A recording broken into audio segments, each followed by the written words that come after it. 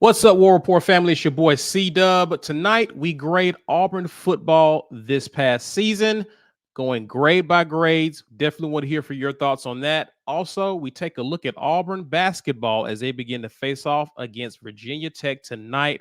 All that and more in this edition of the Midweek Report.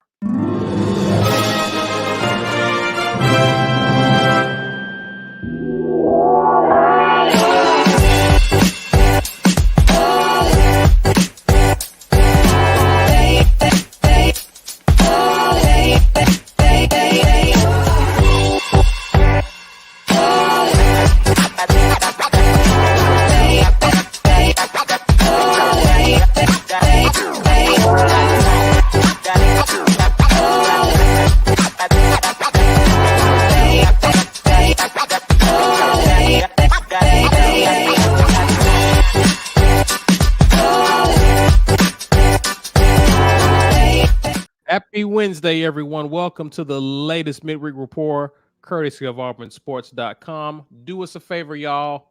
Share this video, smash that like button, and subscribe if you're new to the channel. Also, get you some perks, become a part of the Green Name Game, and become a member.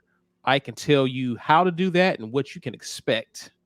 Yeah, it's pretty simple. Click the join button there, and we will get you all of the review of film that you want to have. Football season is all but done. Well, you got the bowl game left, but don't worry. Listen, we're going to go retrospective and watch some themes from last season.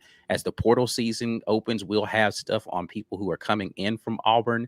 As we see who's coming back, we'll be talking about. We got a lot of football film still to do during the offseason, plus so much basketball content we're going to be hitting you with. So make sure you get a part of the membership Green Name Game to get access to all of that.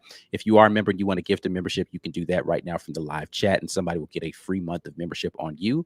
Another War Rapport mug is being given away today, courtesy of War Eagle Oil. Hit hashtag Get Your Weight Up in the live chat to be a part of that drawing. And don't forget to be a part of the network.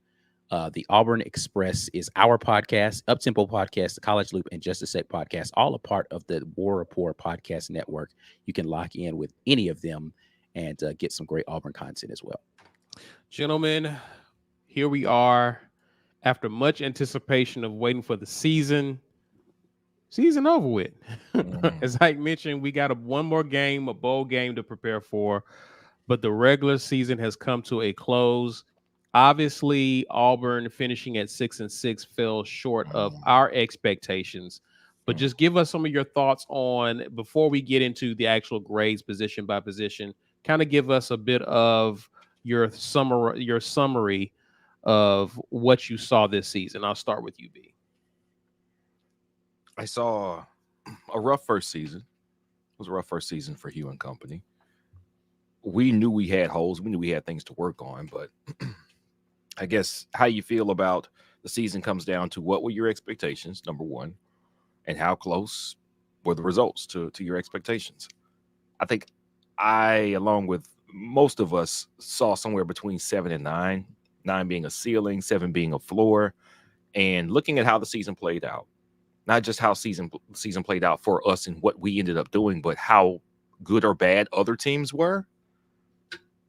I do think we underachieved the season. I don't think there's any way around that. The teams that we beat were awful. Awful. We beat awful teams. The only times we looked good in victories was against awful teams. Cal was a struggle win. They went 6-6. They were not a good team. The Pac-12 was weak. The efforts against Georgia and Alabama were valiant, and they showed potential, but we lost. We lost winnable. I don't know if it's a credit that we were in those games when we know we have deficiencies in certain places, but also we lost a winnable game. Bama much more so than Georgia. If we went 5-7 after what seemed like the worst Auburn football season in quite a while. In 2012, I mean, that one seemed kind of mailed in to a certain extent. And I'm not even saying that to be disrespectful to Gene Chizik, but it seemed like a culmination of a lot of things going wrong. And everybody just agreed, all right, it's time. 2022, they actually went in there with something to prove. Like the players were a little salty. Brian Harsin was salty about the perceptions of the program. And then it all fell apart. And it was the most disappointing season, I think, in quite a while. 2022 was.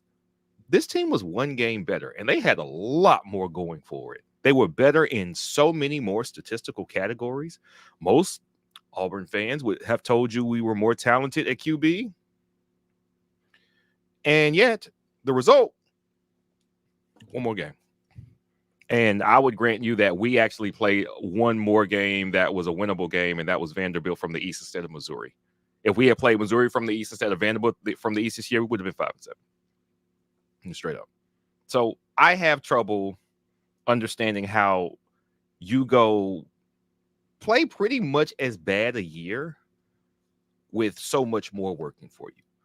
However, I don't put the value of Coach Hugh Freeze as a coach on year one. I never put the value of a coach on year one. You can't do that. There's too many working pieces. There's too many facets of being a head coach for this to be an indictment of a coach. What this is, well, how does he do with less than what he wants to work with? Okay. It wasn't great, but also, will he ever have that little to work with again? Probably not. So does it matter? Grand scheme? No, not really. Not too much. The only way it matters is, could you have done more for us this season? Could more have been done? Should this have been a better season? Yes, it should have been a better season. I don't know what this season does for year two. If this was a positive step towards year two, showing the deficiencies, but the fight that we did, or if this year was I don't know, man. Is he going to do this again when we get talent? I think that was, we mentioned that at a couple of points, but I think there are also some things to worry about here, as in, well, how did you manage this talent? How did you manage certain game situations? And no coach is perfect. So, you take the good with the bad, like we talked about with the call from Ron Roberts on that last 4th down play. Could I be mad about that? Yeah, but we also held them to 20 points until the last few seconds of the game. So I'm going to take that good with that bad. And I think that's the situation we're in. We've learned something about Hugh Freeze, how he deals with players, how he prioritizes recruiting, how he prioritizes experience from the players. And I think we've got some good information going into year two. But I still think year one could have and should have been a better year in the win-loss column. Before we get to you, Ike, I'm going to grab some comments here. Philip Coleman says 6-6 should have been 8-4. Yeah. Talk about that. Haley joins us and says year two has to be an improvement. Yeah. And Martin gifted 5 War Report memberships. Thanks to you, Martin. We appreciate that, good sir. Ike, talk to me, man. Your thoughts about the season as it unfolded. Disappointing. That's it. All right. Yep. I guess. Listen, it was disappointing, man. 6-6 is not what anybody thought we were going to get. And if I get year one, blah, blah, blah, whatever, we had games we should have won. So, yeah. And I think, for me, Auburn was well on schedule to what we thought the floor was going to be, which was 7 wins. I think New Mexico State really soured the season. I think a lot of people were beginning to be optimistic because Auburn was appearing to finish strong. Again, you win 4 straight and you have that showing in the Iron Bowl. You was in position. You had the game won, as a matter of fact. So to finish strong would have really have given people a lot of positives in terms of the trajectory. And obviously people are still optimistic because of how well we're recruiting and the fact that this team can play closer to their ceiling.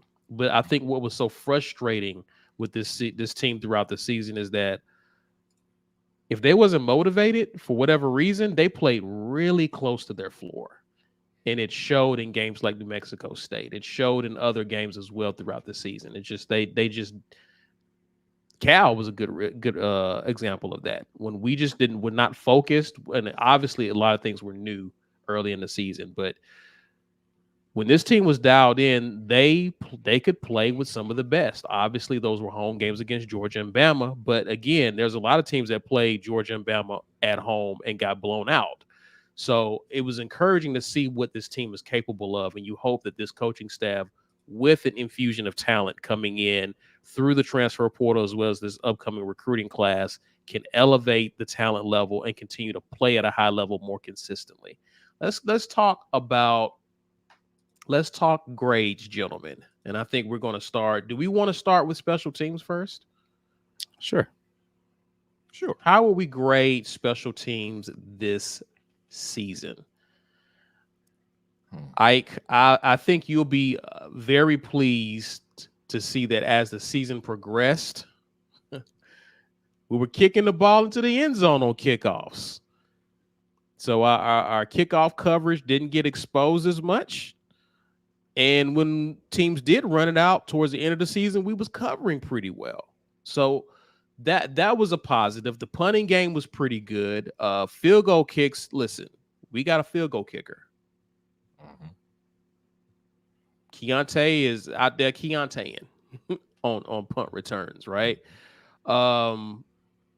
Kick returns, we didn't see anyone run it, but he didn't run it back. He was very aggressive at times this year. But what were your thoughts? I'll start with you, Ike, on special teams as a whole. I mean, for the year, listen, if we're gonna average it out, I'll say field goal is A.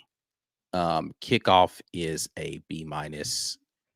Kickoff return B. I don't think we did anything bad on that. Punt return is going to be a mixed bag. When Keontae Scott was in there, I think that it was an A. When he wasn't in there, I think it was a D, right? So I'm going to give punt return a C. Punt coverage, the punter did well. We covered punts fairly well. I'll give that a B plus. What am I missing? That's everything, right? Yeah.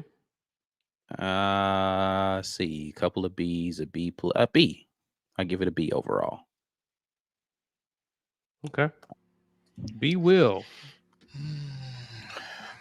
I'm work myself backwards here. What is an A plus special teams year?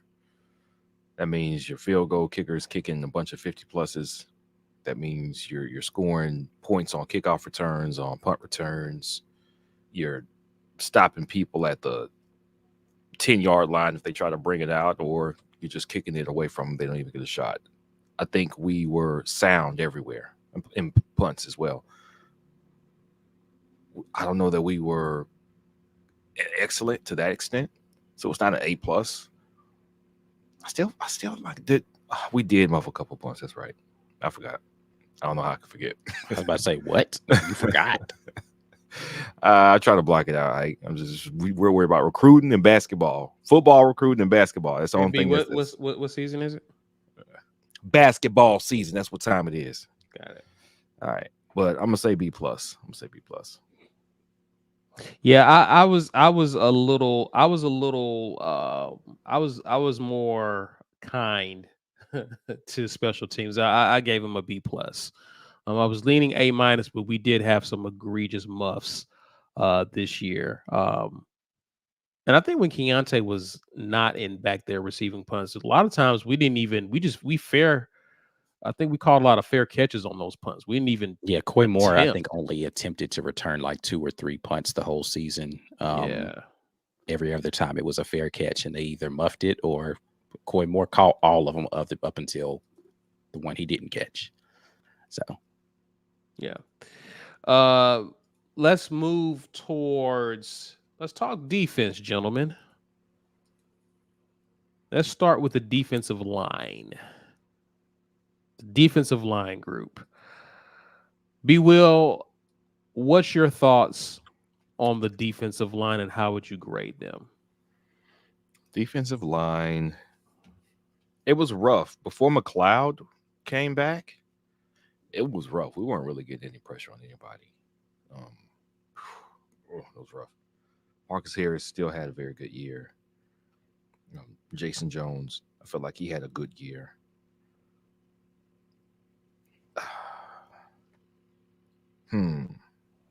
Keldrick Falk, it took him a minute to come along. I know Messiah Kite getting hurt kind of helped that a bit, but I thought he was playing. I thought the defensive line played like good. Is it all world? No, but it was good. It was solid. I'm trying to remember if there was a game where we were just getting pushed off the line, like they were resetting the line of scrimmage on us every time the ball was snapped. I can't think of one. Can y'all think of one?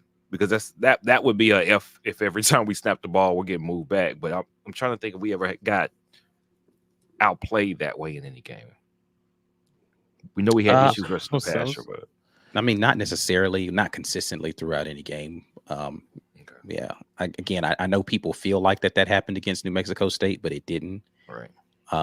Now our gaps were off a lot in that game, but we weren't just getting blown off the line. Yeah, the linebacker play wasn't that great. We were well out of position. Yeah. All right. So I'm gonna say B- for defensive line. I'm gonna say B-. I don't think they were the reason we were losing any game. I know the pass rush again, it suffered, and we had our best pass rusher was hurt, and then things started to look better. But I'm gonna say B-. I'm gonna say B-. I'm gonna stick right there. Ike. I'm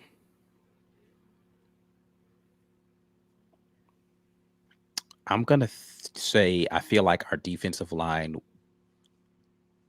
All right, so let me qualify this. All right. For me to give them an A, they'd have to be dominant, right? And I don't feel like we dominated anything outside of the Arkansas game.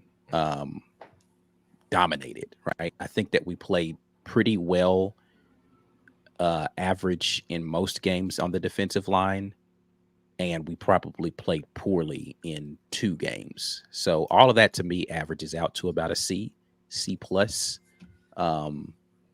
Yeah, I don't know that I can go into a B. Like they were average. Like I just don't feel like they dominated any games. Again, other than Arkansas. So yeah, I think I'm going to go C+ for the defensive line.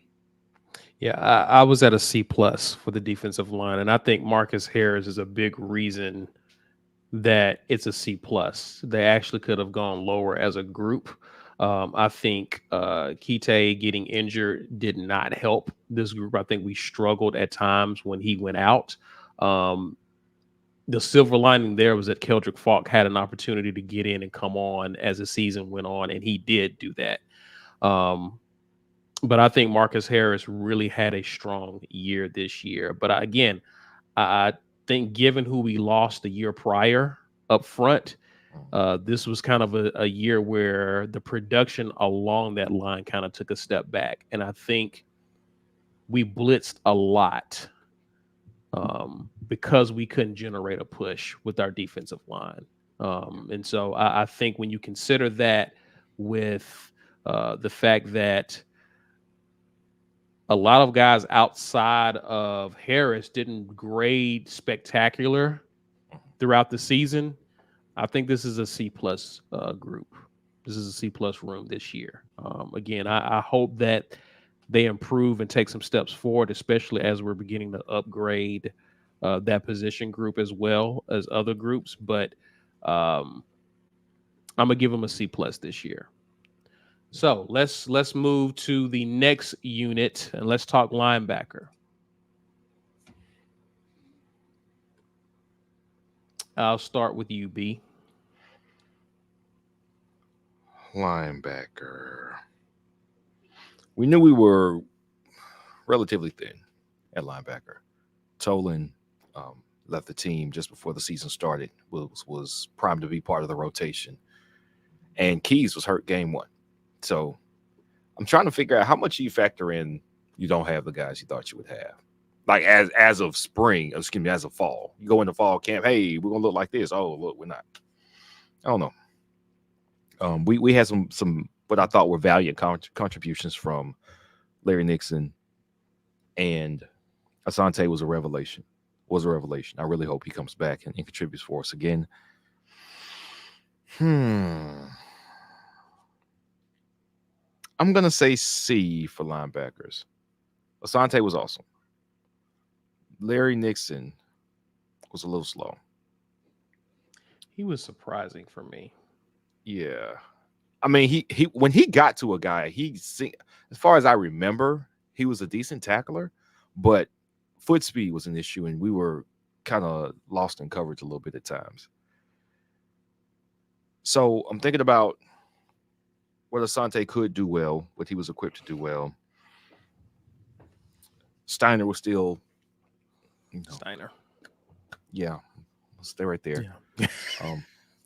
Riley had some of the same issues at linebacker, but once they moved him over to the edge, he seemed to fare a little better.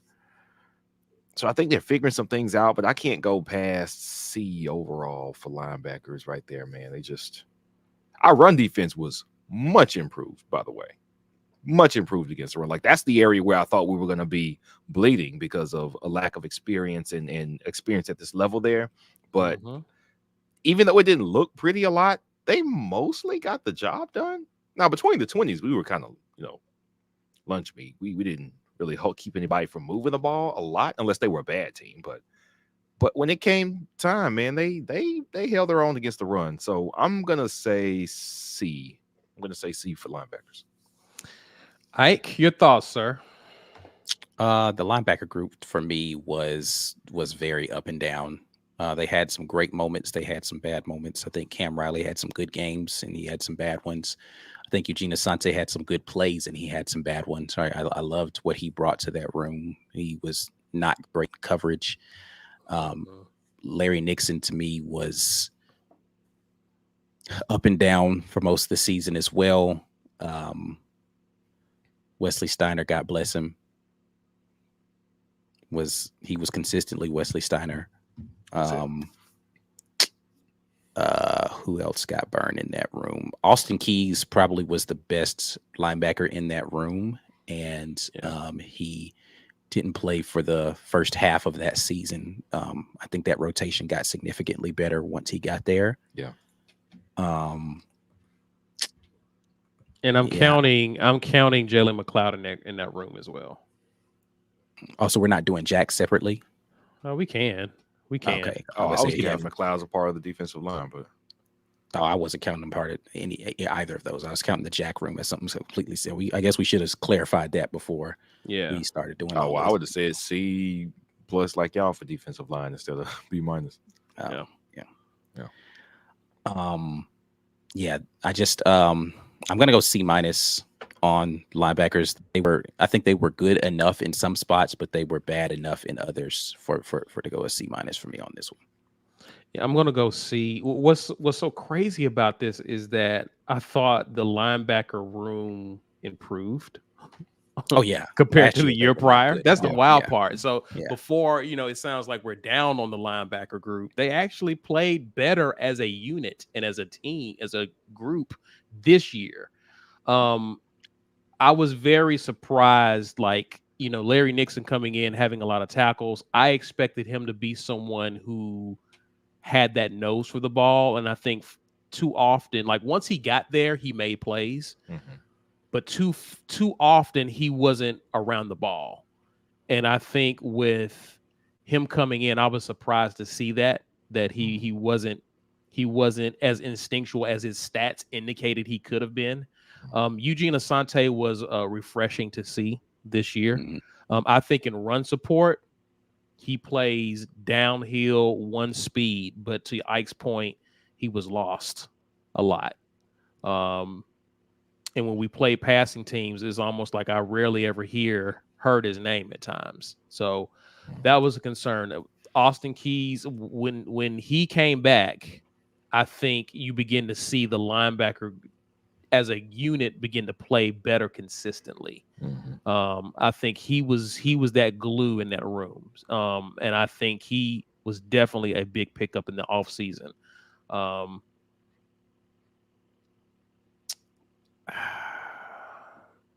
It's a C. It's a C for me for that group.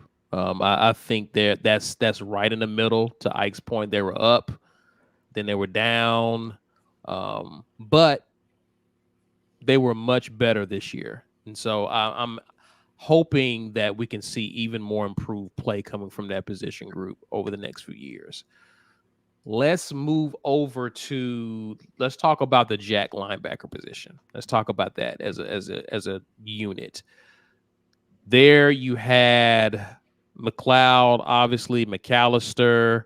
As the season went on, gentlemen, I don't think we saw a lot of Steven Sings. We saw him earlier when McLeod was injured in the year, but he got less snaps as the season went on. So it was mostly McAllister and McLeod.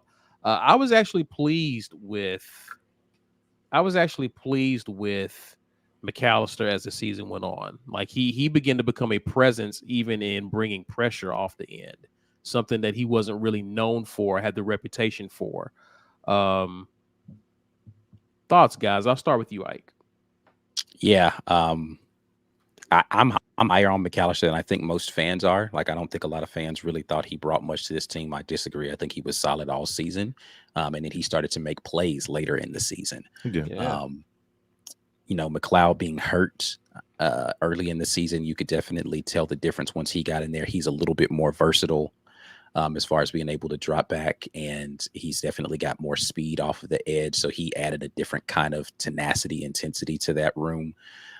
But those are really the only two guys that were playing at the jack for the vast majority of the year. So I have to base my grade off of those two. And, a solid effort from McAllister, which I think is kind of like a C+, right? He wasn't ever great, wasn't ever terrible, and a little bit better than solid effort, I think, from McLeod. I don't think he really took over very many games other than the Arkansas game. Like I thought he would come in and just like dominate games and just be creating havoc. I never really saw that game from him. So I have to put him probably at a solid B. So I'll go B- for the jack room altogether, because it's really just those two guys that you have to grade as far as playing time is concerned. Yeah, I'll go the same. I'll say that same B-. I was low on McAllister early in the season because a couple times he looked slower than I wanted him to look at that position, and also he didn't get guys down as often as I thought he should when he got there. But him dropping back in coverage was not they should just never do that for him. McAllister in coverage was not a good situation. Him in the open field against athletic people was not a good situation. He needed to be close to the line of scrimmage and in attack mode. So I didn't like them using him in that way, because he clearly wasn't a strength of his. But anyway, this is your grades. My bad. No, you're good. So maybe they figured out how better to utilize him later in the season. And a lack of, if you're in there as the jack, somebody's going to be like, all right, well, let's see how well he covers, and they're going to test you. And if that's a liability for you as a player, how many players can legit be out on the edge, rush the passer, play the run, and play coverage? You a first round, the Hall of Famer if you can do that. Once you get into the league. So don't want to act like you got to be a Hall of Famer to get a good grade for this season. But I'm gonna go B-. I'm gonna go B-. I'm gonna go B- for this. I do think that there was value with how these guys played. These guys definitely played as well as they can play. So first year guys, their first year here. To Ike's point, the defensive coordinator and the staff has to know how to use the pieces that you get. You just have to. You have a defense, and you got this spot that's supposed to serve this role. But when you want to look multiple and present multiple things, then that means some guys are probably going to be doing something that they're not best at. And that's part of what comes with that. So I don't know. No, I'm gonna go C+. I'm gonna go C+. Overall, I don't think our sack total wasn't good enough. And that's kind of like very bottom line as far as production for that position. But I think it's fair to judge the jack room by that to a certain extent. So I'm gonna go C+. I'm not mad at it. I will go B- here, just because you had guys dealing with injury. This was a very maligned position going into the year because of who we lost the year prior. I think we got a lot more production out of this group than what was feared going into this season. I think McAllister played better than people will probably want to give him credit for. And I think when McLeod got healthy, we begin to see why there was some excitement around this guy. He was missing for almost half of the season. And so with McAllister being left, you got Steven Sings, who really was there in a backup role to bulk up the numbers. The production from this position was going to leave much to be desired at times. And so I think we begin to see the potential of this group once the two main guys were there, really beginning to assert themselves as the season went on. So I think that McLeod, not quite sure. I'm assuming he comes back, but I expect him to really take a step forward. I was pleased with this position group overall, considering. So I'm gonna go B- there. Let's go to cornerbacks, and this will also include. Do we want to add the star position with the safeties? Yeah. Okay. So this is the nickelback, cornerbacks. This is the cornerbacks groups. Your thoughts with this group here, gentlemen?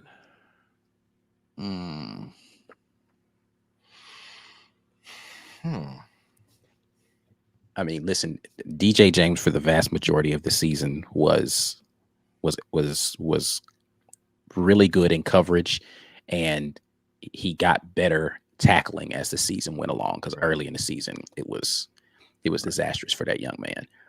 And then of course he has the Iron Bowl that he had, and it's like, yo, what was that? Right? Like, he had two pretty big plays in that situation, but then he played well the vast majority of the rest of the game, tackling and coverage.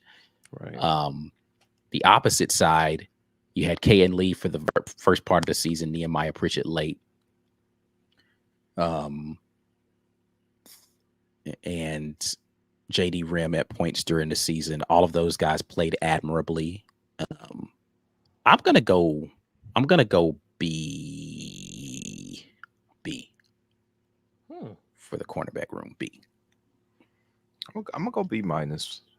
We did have some times where K.N. Lee, being the young guy, he just looked like a young guy, and that's not a knock on him. But of course, that's not an A+ game that he played at any point. I would say DJ James had the same. Of course, you outlined the right, Ike, issues tackling. He seemed to kind of take that challenge as the season went on, though. He knew that he wasn't great tackling, and he put his head in there and did what had to be done as the season went on. But I don't know if it was by design, but we didn't. I'm trying to remember, how many big plays do you remember giving up outside of the 4th and 31? Before then, how many big plays were we giving up through the air? Like, we definitely gave up some short intermediate runs, and then some 3rd and longs. We know 3rd and long was disastrous, but I remember it being on the ground most of the time, or it was a short pass where guys just found open space. But that's not really on the cornerbacks, because their assignment when you're playing zone is stay in the spot. If you're doing what you're supposed to do, and the defense finds the hole, and the offense finds the hole and sits in and makes a catch, I don't know. I don't know how much of that to put on the corners. I'm gonna say B-. I'm gonna say B-. We didn't get a lot of. I don't think we got. Did we get any INTs from the cornerbacks? Yes. DJ James got one early in the season. Okay.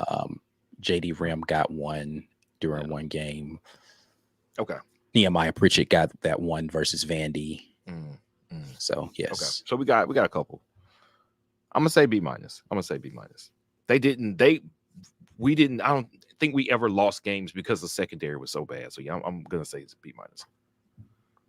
Yeah, I'm gonna go B here for cornerbacks. I think they played.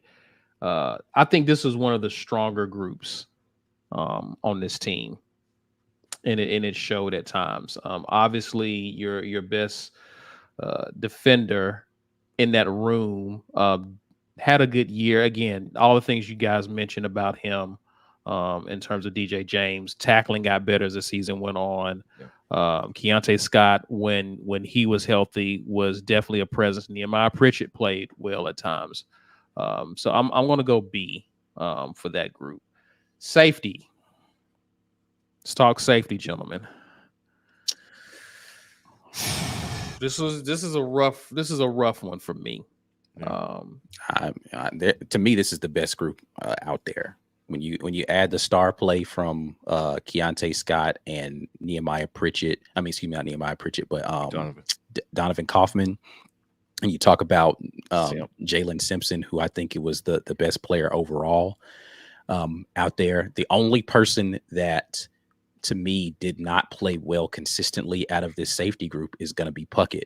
Everybody else that was a star or safety played really well, and you can throw Colby Wooden in the times that he came in there. He played admirably. So for me, this is an A- group. I'm not going to take the whole room down because of one person, even though that one person had quite a few mistakes. It's an A- room for me overall. They are the reason why this defense was as good as it was between Simp and those star backers. Yeah, I'm in agreement with that. Of course, Simp being worth his weight in gold when he was out there. Kaufman being worth a lot, especially once when Keontae Scott was not there. Kaufman was just money. Like having that experience there at that spot, man. I'm gonna say A- too. I'm gonna go B+. I do think, again, obviously that's the best grade of any unit, but there were times where there was some busted coverages and it was bad. For sure. But again, some of my favorite players on this team was in this unit here. Very happy for Simpson. Mm-hmm. Incredibly happy for him. This was one of the best things for him was him moving to safety. And I think he took off after that. So I'm happy for him. I'm gonna go B+ with that unit there. All right, we're gonna talk offense because we got to get to basketball. But you are watching the midweek report. We're gonna take a break, come back, talk offense, but let's pay some bills first. This edition of the War Report is brought to you by our generous sponsors. AuburnSports.com. For news and notes on all things Auburn Sports, head over to AuburnSports.com. When you work out, grill out, and chill out, you deserve the best life possible, and Golden's Cast Iron is here to provide the tools to help you do it. Check them out at GoldensCastIron.com. And our giveaway sponsor, War Eagle Oil. For all of your motor oil and related products, head over to WarEagleOil.com. Thank you to the sponsors of the War Report, and thank you to those of you who've already been members of the Green Name Game. We appreciate that. We got a lot of great content still coming for you guys. Off season does not exist at the War Report. We're going to keep cranking out this great content for y'all as members. So thank you for everybody who's continued to be a part of that. Thank you to those who continue to gift memberships.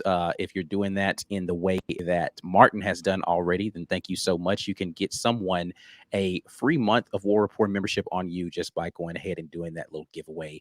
If you want to hashtag get your weight up, you could get a free mug potentially. We're going to be giving that away here in about 20 minutes or so. So make sure you are still present when that happens. And then once again, just big shout out to the network. Thank you to those guys who are making content and being a part of the War Report network. Make sure you hit them up at all places where you listen to podcasts. Gentlemen, let's pick it back up. First, let me grab some comments real quick. People ask about the Duke QB. I think a lot of people are expecting him to go to Notre Dame. I think he has a no contact. Yep. Yeah, that means he already knows where he's going. Yeah. So apparently he's only taking 2 visits, and it's between Auburn and Notre Dame, but there's pretty heavy speculation that Notre Dame is the winner in the clubhouse. Which I can understand that with their starting quarterback not returning next year. That makes all the sense in the world. Right. Jaquan Grant and the numbers says he put up in that system, it's like, yeah, man, listen, bro, right, come here and do the thing. Jaquan Grant says Grayson McCall, come home, man. He did enter the portal. He is a grad transfer, so won't have to worry about no class transfer and all that kind of stuff this time. The pottery classes account now, man. You good? Yeah. Come on home. Man, Wesley Hilson says, dang, UNC whipping Tennessee. Are they still whipping them, Mike? Yep, by like 20. Oh, yeah. Okay. All right. That's awesome. Let's get back to it, gentlemen. Let's talk offense. Let's start with the O line. Ike is excited, so excited. I'm gonna give him a little minute. It's so rough though with these grades because like there was not one room that we've talked about yet, because we will get to a room that I'm going to have a bad grade for, that we've talked about yet that that was just bad all season. Like the O-line was pretty good in run blocking the entirety of the year. Yeah. Like for the vast majority of the season. Like, again, you're not going to play great every single game, but for the vast majority of the year, the offensive line did well. It's in the pass protection that the offensive line was up and down. And then when you talk about penalties, it's going to bring that down. From a run blocking standpoint, I think they were a B for the vast majority of the year.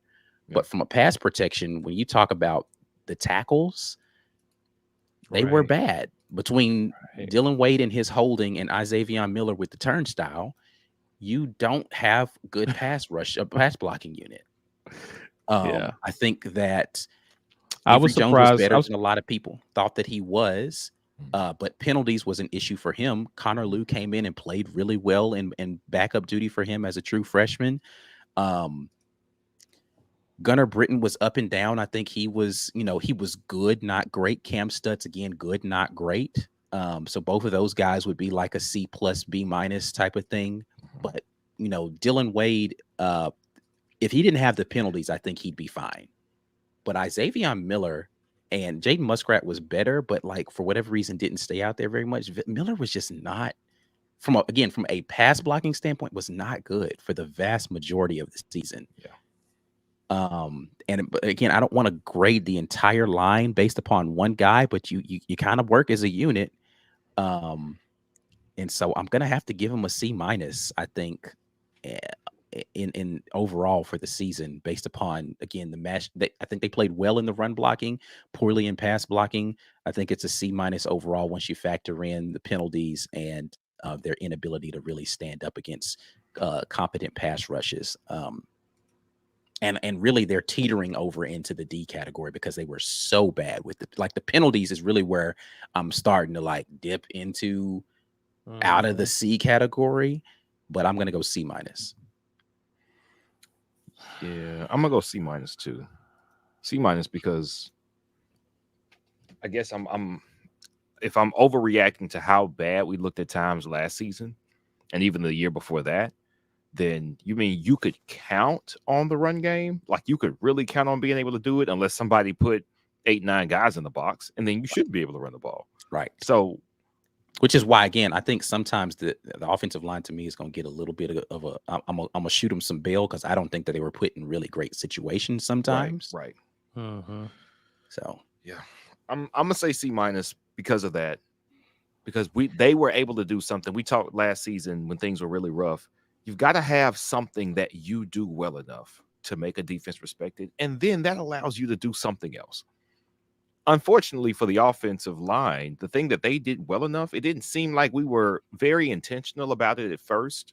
We didn't try to build off of the run. We tried to come out here and throw it a little bit, and the quarterback wasn't up to that task, and then the wide receivers weren't up to that task, and it was bad. But I saw 2 drives against Bama where they were like, listen, we're just going to run the ball. Quarterback, you don't worry about throwing it. You're not even faking it for the handoff. You handing it off. You're not reading nothing. Hand it off, give it to them. We're going to run it down their throat. And we did it. You're telling me we could do that?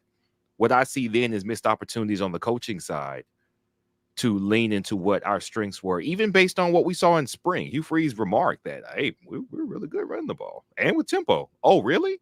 Well, come Iron Bowl 4 months later, look at it, run the ball down their throat, running it with tempo. Well, the lack of success on offense, I don't think it was all on the offensive line.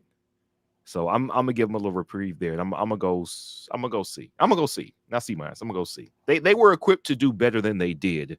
They just weren't given the opportunities to show as well as they could. But the penalties were an issue. Penalties were definitely an issue, and it just seems at times the penalties. There's never a good time for a penalty, but it just seems like once we looked like we was beginning to figure some things out, the penalties begin to come. Yeah. On the road, already struggling trying to get the passing game going. You're putting the offense behind the chains on downs. It came at a very bad time. Interesting enough, though, this unit improved over last year. So obviously, you're judging them in a vacuum, Right. but we did see better play from this unit this year. Yeah. And so I think that it just at times I have to agree with Ike. This Pro Football Focus was not kind to this unit. Let's be clear. They did not grade out particularly well. And for obvious reasons. Statistically, when you look at tackles for loss allowed, we're towards the bottom. Sacks allowed, towards the bottom. So there were some issues in pass pro for sure. And I think even the tackles for loss, again, I give them a bit of a reprieve because we did get to be a bit predictable at times in terms of what we were doing. Mhm. So it's hard to lay all blame on the offense for that, especially if teams were stacking the box. Teams like New Mexico State daring us to throw. What can your offensive line do in situations like that? So give them a bit of a reprieve, but I will keep it at a C- for the offensive line. Let's talk tight ends, gentlemen. Tight end group. Mhm. This is a tough one here. This is a tough one because I think from a blocking standpoint, as Awful. the year went on towards the end, Awful. They weren't good. No, they were not good at blocking, bro, for the vast majority of the year. Like, Yeah. no, Okay. they weren't good. They were not good blocking. And then They were awful in the beginning, for sure.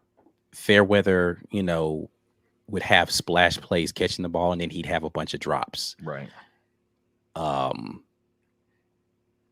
Nobody else really had any targets outside of a couple to Frazier and Fromm. Micah Riley had the one touchdown on the one pass he got thrown the whole season. Right. And again, to the point I'm making about the offensive line and what they were asked to do versus what they were good at, did they just have the wrong guy on the field? Like, I would have had Michael Riley Duck in there all year. If you're going to be that vicious a Right. blocker, you on the field for me. But again, we don't make those decisions.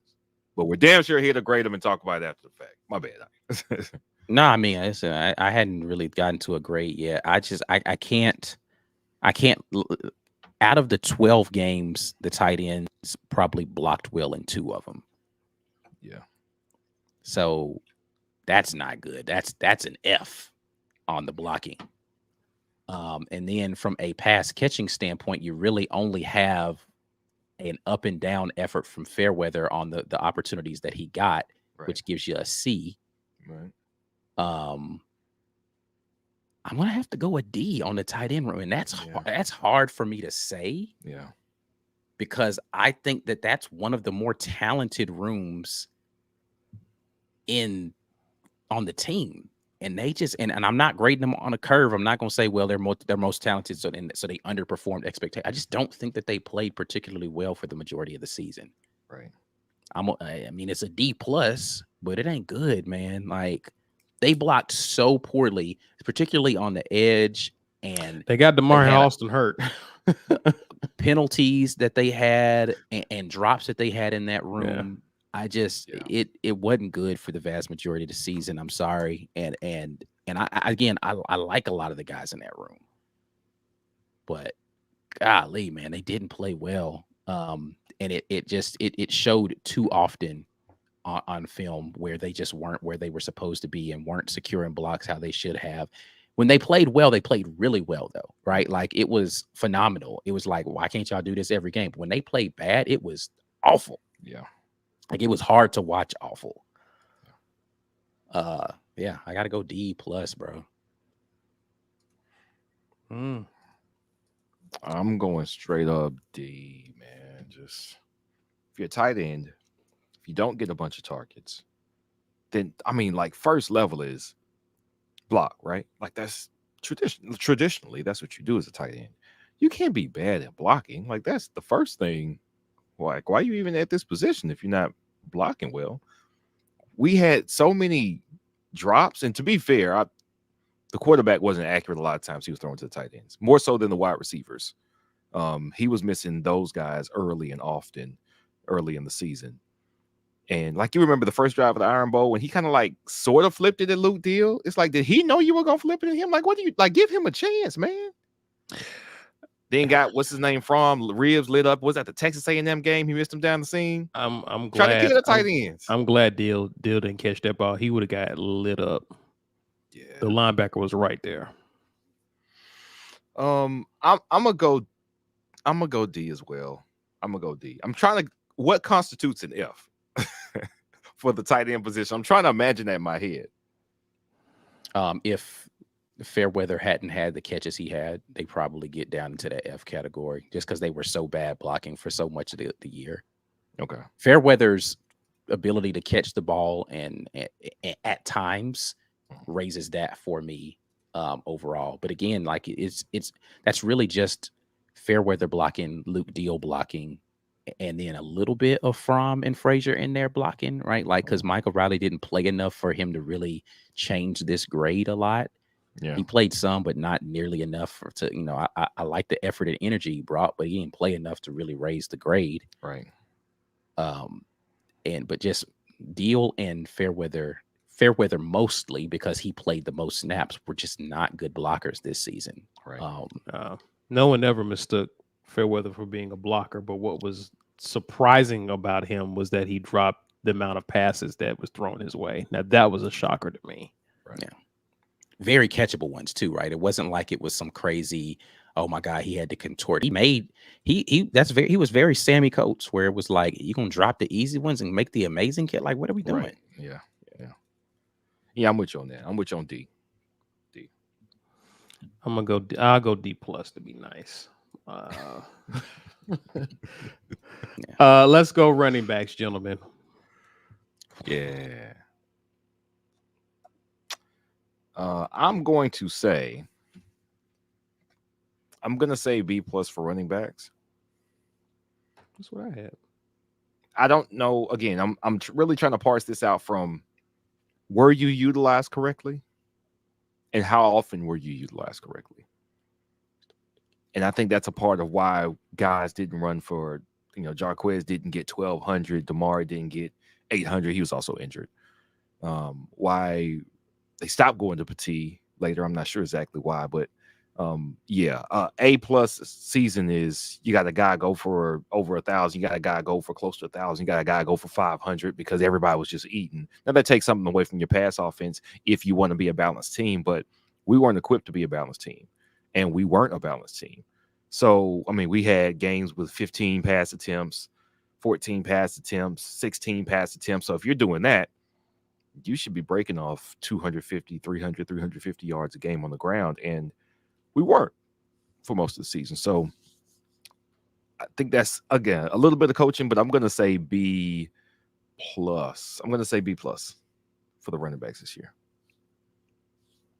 Yeah, that's probably where I was going to go, B plus for the running backs. I think that they did well this entire season, from the way that they ran to the way that they blocked. They were pretty not great, but good in pass pro. There definitely were some times where they missed some blocks, right? But it wasn't perfect. And catching the ball out of the backfield, I don't think they really had a bunch of really good opportunities. Brian Batty was probably the best catcher out of the backfield. And Cobb came in, played well when he got his opportunities catching the ball out of the backfield. So yeah, I'll give B plus. Yeah, that's what I had, B plus as well. I know with Jarquez kind of finding a rhythm midway through the season, I think he was kind of forcing it. He was forcing it early in the year, but yes, when he got in a groove, he was off to the races literally throughout the games at times. And so again, it was great to see Damari Alston get back and have a good game in the Iron Bowl. Happy for that young fella. I think again, this was going to be the strength of our offense going into this season, and they proved it.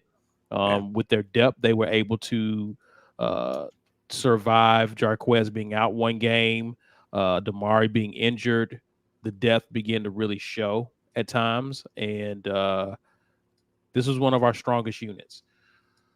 All right, gentlemen, let's talk wide receivers. I said these last two groups gonna be the ones, bro. We about to get in trouble. All right. Listen, I want to be really clear about this. Wide receivers did not have a good season. They didn't. Apologies to Heather Dinich. I don't apologize to her. I don't care, man. I don't care nothing about Heather Dennis. She ain't my friend. I ain't got to apologize to her for nothing. I didn't say nothing crazy about her. I don't have to apologize to her. Right. It's not an F for the wide receivers because I don't think that they got a ton of opportunities. I think that they played better than what the opportunities that they were given showed. But the amount of times I think that wide receivers. So let's start with the things that I think were really bad for the wide receivers. Okay. Their blocking was very for a lot of the years. A lot of it. The route running was uninspired for a lot of those young men out there.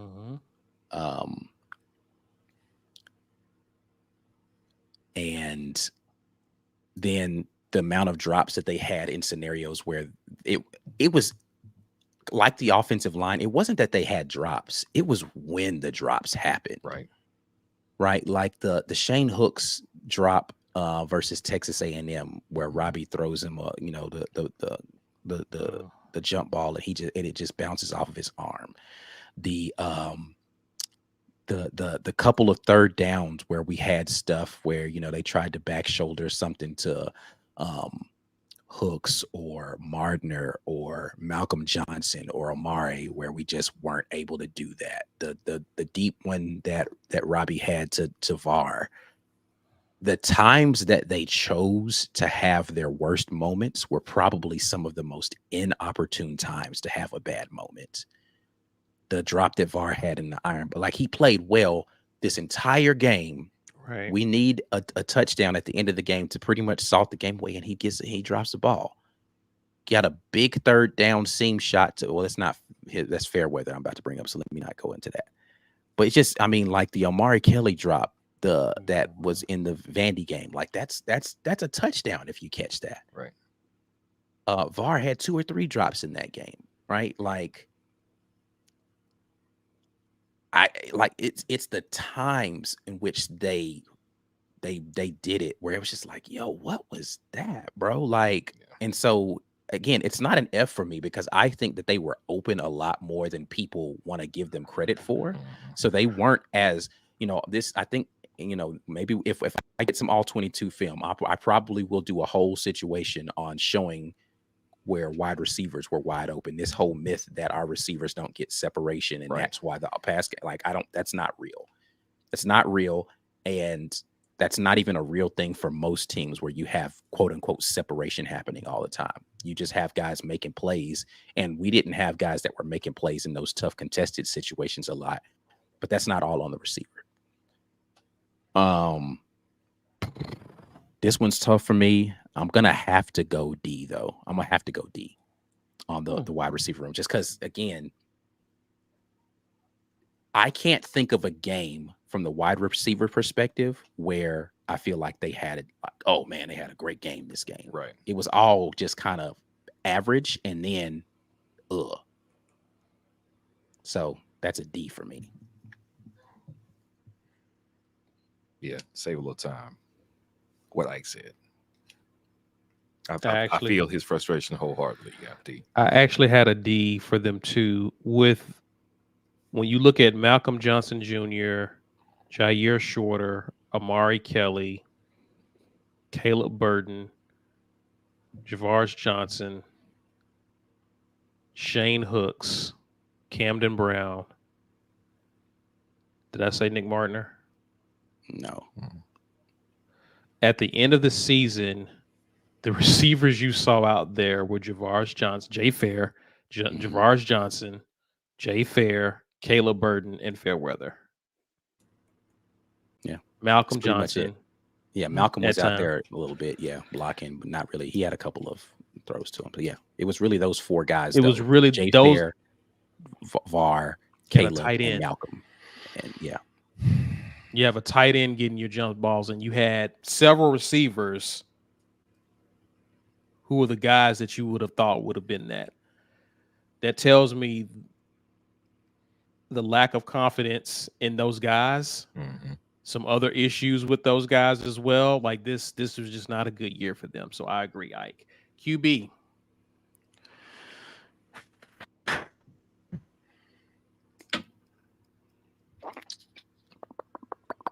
This one's tough too, because I don't think that the QBs were placed in really good situations. I'm only going to judge it based upon the stuff that they did. Like, I'm not going to look at completion percentages. I'm going to look at, did they make good decisions, and were they accurate when they had the opportunity to throw the ball? The answer to that for that quarterback room, for the two guys who got the vast majority of the snaps, was no, a lot. Peyton Thorne probably had some of the worst interceptions I've ever seen from a quarterback. Some of the worst. Like, the interceptions he threw were terrible.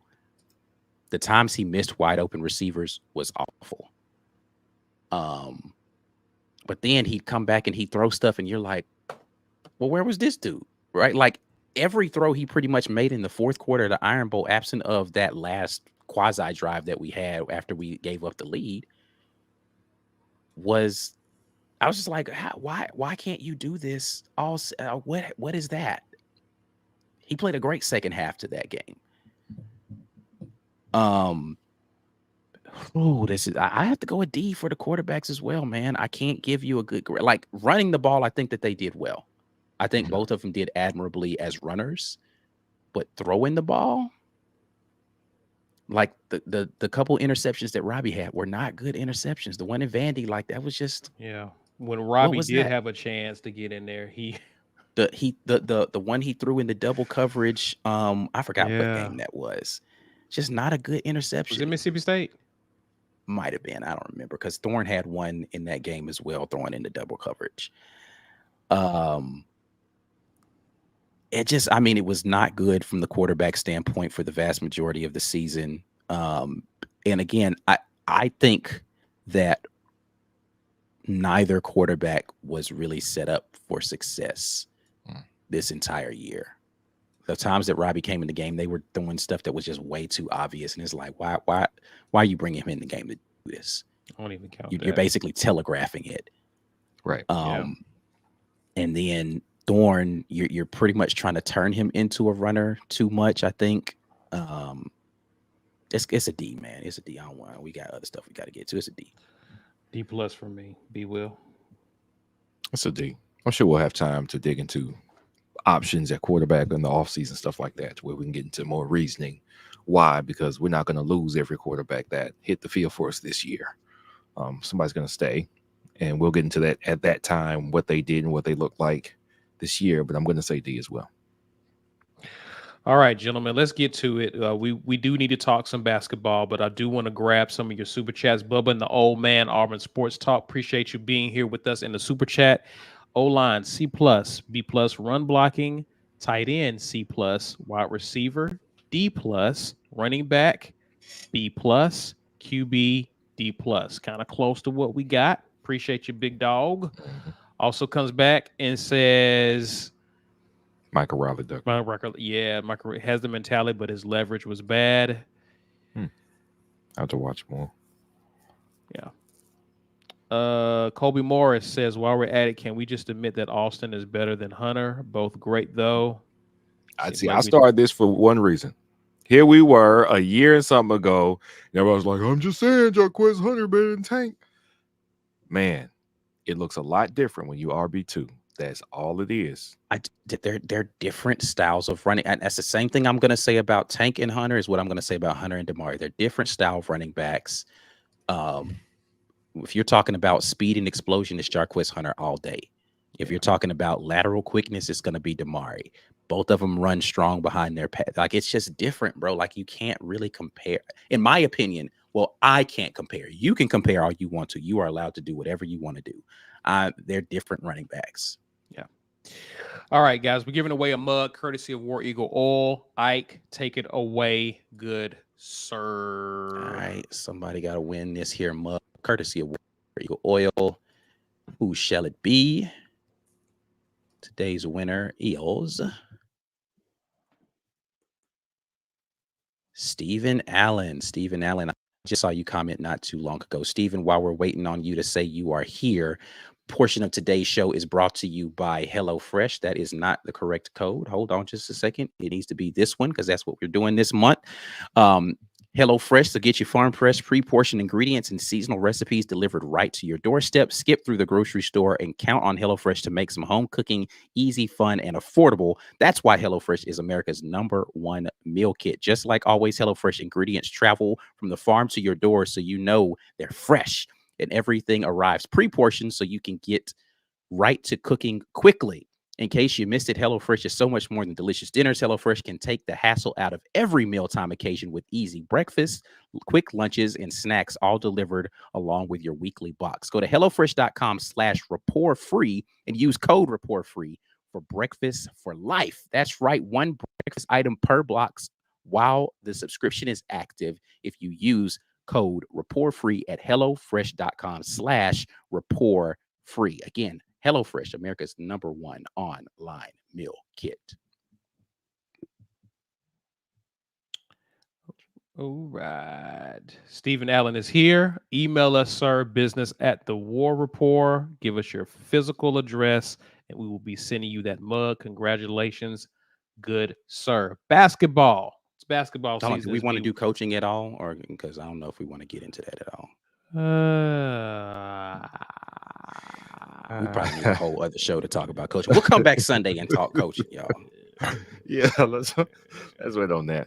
Let's get Mike. Yeah. Let Mike G have a bite at the apple. I'm a lock. Yeah, I'm a freeze up talking, lock up talking about coaching. I got a lot to say about we gotta that. let Mike G get in on that. So, all right, let's talk basketball. All right, Tennessee is actually closing in on North Carolina. By the way, fighting back? down. Yeah, they fighting back. They playing. They're actually playing defense this half. So that's Gotcha. they're only down by 10 now.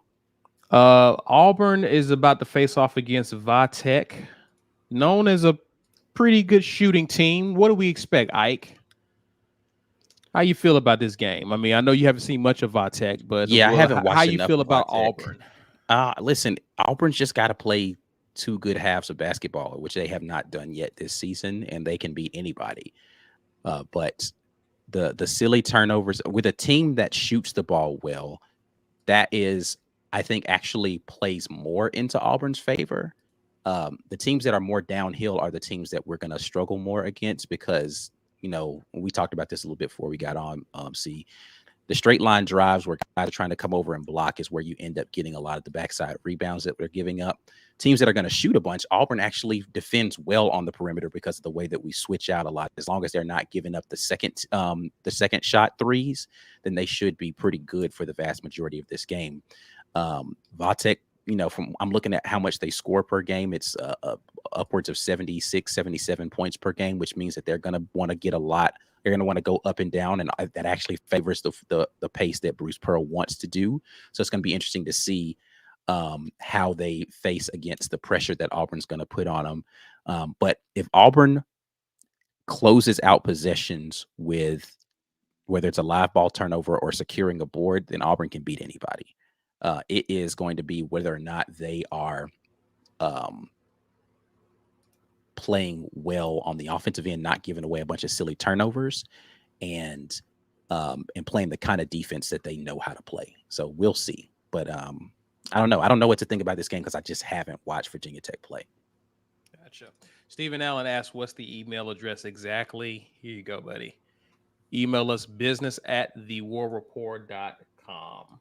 business@thewarreport.com. B. Will, thoughts on this game? Who are you looking to see have a big game in this matchup against Vatech? Which, by the way, I know some people who attended Virginia Tech. They hate it when you say Vatech. So Oh, I'm cool. gonna Vitek. I'm gonna be joining. petty and call them Vitek. So Right. yeah, when your Virginia, your Vitek friends, you Yes, stepping in for my for Mike. my Vitek friends hate.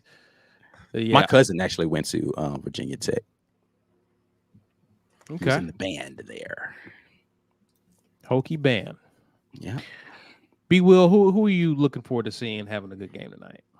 I want to see the young stud Aiden Holloway continue to play very well. He hasn't looked scared of the moment. He hasn't looked like he needs to work his way into form. Like he's contributing early. He's ready to contribute early. And something that I noticed, his defense looks like he's coming along rather quickly, which is something that I think Bruce talked about into to media, was that he's pleased with how much progress we've made defensively. Because we talked about in the offseason, we thought our biggest concern had to be defense because you have a lot of smaller guards, Denver Jones and Aiden Holloway. We don't know what we're going to get from them defensively. We know they're not lockdown defenders, but the effort has been there for those guys. Bruce Pearl teams are going to play defense top to bottom, but some guys are going to have more skill than others. If you're long enough and rangy enough, like the way Chad Baker-Mazara, which is why he's a great fit for this team, because he's a good perimeter defender and he's going to defend the guy all the way to the rim. But the offensive players who were better offensively, they hadn't made their hay being great defenders, but at least the effort is there from those guys. So I've been pleased with that. I think everything else will come because they have at least committed to being good defenders on the perimeter. Lock down, excellent defenders on the perimeter, probably not, but try. Just try to stay in front of your man. Communicate, talk. They've accepted that challenge, so I expect us to continue to get better now. Like I haven't watched us play. I haven't watched Virginia Tech at all, so I have no idea what we're walking into here. They got us favored by 9. I don't know what that means. We are at home, so I'm inclined to think we're going to win anyway. I hadn't heard much about Virginia Tech this season, but I'm a little. Someone just said that FAU beat them by 30, which is crazy. Oh well. Okay. I mean, FAU's, they just good. went to the Final Four last year, so it's not like they're. Right. All right, so we got some hope there, but I am slightly concerned. Free throw shooting, particularly from Broome, because he was a guy who wanted to come back to prove that he had what it takes to up his game here at this level. His free throw shooting still been spotty, and that worries me a little bit. Even as he's continued to shoot the three a little more, like I want that free throw shooting to be good, to be solid for him, because he's going to get to the line.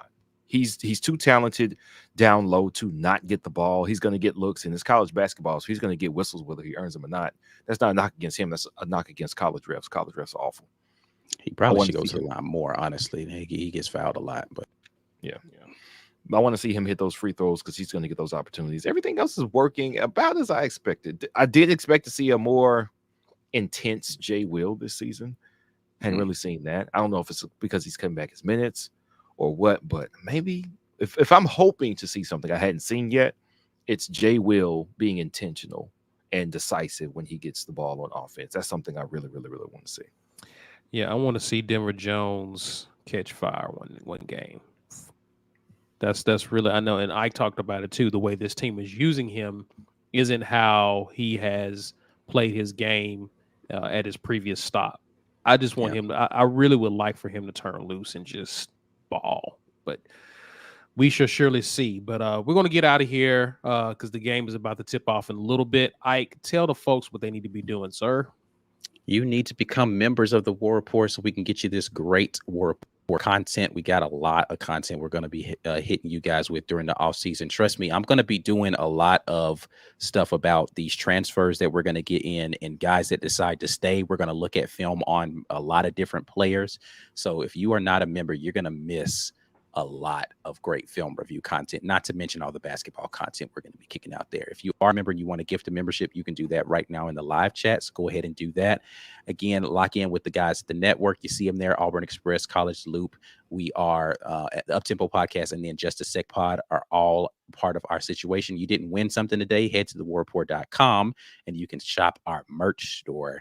And then once again, quick shout out to the good folks at HelloFresh. Make sure that you guys hit them up, HelloFresh.com/report free and use code report free. And you can lock in with them that way. Also, special thanks to auburnsports.com sponsoring today's show. Before you get out of here, share this video, smash that like button, subscribe to those of you who just found us. Hit us up, Twitter, Instagram at The War Rapport. You can also find us on TikTok at TW Rapport. Enjoy the game tonight, ladies and gents. We will see you on Friday for the morning drop. Until then, War Eagle. War Eagle.